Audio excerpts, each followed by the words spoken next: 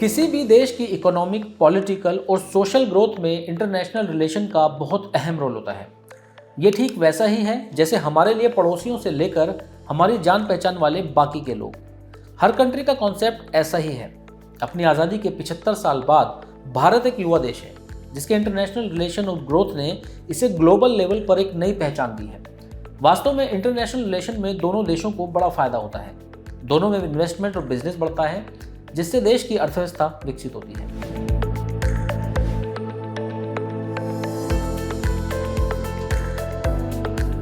सबसे पहले ये समझते हैं कि भारत की विदेश नीति है क्या।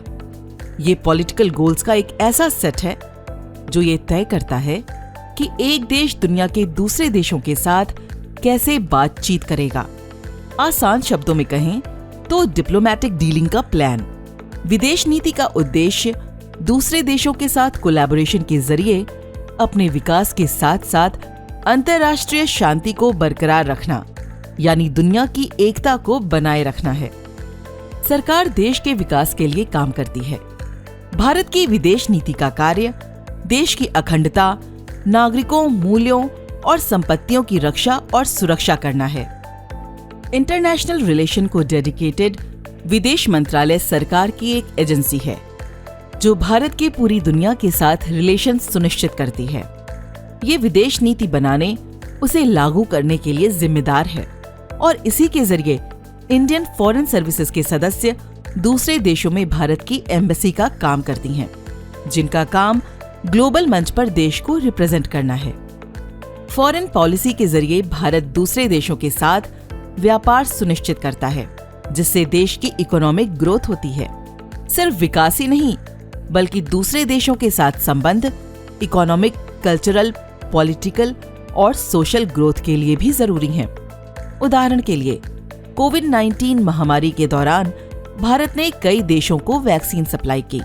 अभी हाल में ही तुर्की में आए भूकंप में राहत बचाव कार्य के लिए भारत ने इंडियन आर्मी फील्ड हॉस्पिटल को वहां भेजा। भारत जीडीपी के हिसाब से दुनिया की 5वीं सबसे बड़ी अर्थव्यवस्था, एक डेवलपिंग इंडस्ट्रियलाइज्ड नेशन है। इसीलिए विदेशी बिजनेस और इन्वेस्टर्स के लिए एक आकर्षक मार्केट है।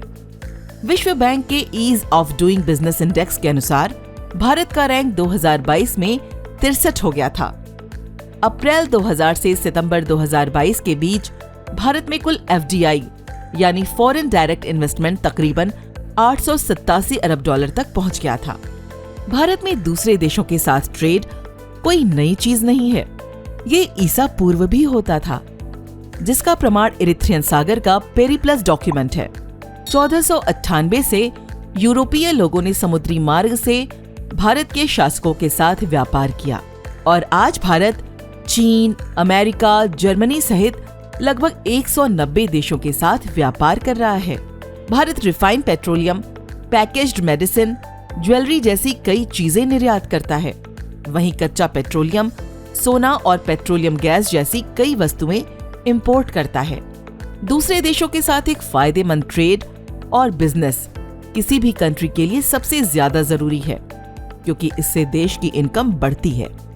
अगर कोई भी विदेशी कंपनी भारत में इन्वेस्ट करती है या फिर भारत के निर्यात यानी दूसरे देशों को ज्यादा वस्तुएं व सर्विस बेचता है, तो दूसरे देशों का पैसा भारत में आएगा, जिससे ऑटोमेटिकली देश का विकास होगा। शिक्षा या रोजगार के लिए अक्सर सभी देशों के नागरिक दूसरे देशों में जाते हैं या फिर हमेशा के लिए वहां बस जाते हैं। अगर भारत की बात करें तो दुनिया भर के 100 से ज्यादा देशों में 3.2 करोड़ से ज्यादा भारतीय रहते हैं। इसीलिए विदेश नीति इन नागरिकों के लिए भी जरूरी है। शायद आपको याद होगा जब साल 2021 में अफगान पर तालिबान ने कब्जा कर लिया था। उस वक्त भारत के विदेश मंत्रालय ने सैकड़ों भारतीयों को अफगानिस्तान से वापस लाने में अहम रोल निभाया था। इसीलिए एक सही फॉरेन पॉलिसी और ग्लोबल लेवल पर इंटरनेशनल रिलेशन सभी देशों के लिए जरूरी हैं। भारत दक्षिण एशिया का सबसे बड़ा और सबसे अहम देश है। सरकार को यह ध्यान में रखना चाहिए कि विदेश पॉलिसी किसी पॉलिटिशियन या किसी भी सिंगल पर्सन या कॉर्पोरेट हाउस को सपोर्ट करने की बजाय सभी लोगों की डेवलपमेंट सुनिश्चित करे, न कि किसी के निजी स्वार्थ को। भारत की जीडीपी में मैन्युफैक्चरिंग सेक्टर का लगभग 29% योगदान है। इसलिए सरकार को एक ऐसी ट्रांसपेरेंट पॉलिसी बनानी चाहिए जो बड़े कॉरपोरेट और फॉरेन इन्वेस्टर्स के साथ साथ छोटी कंपनियों को भी सपोर्ट करे।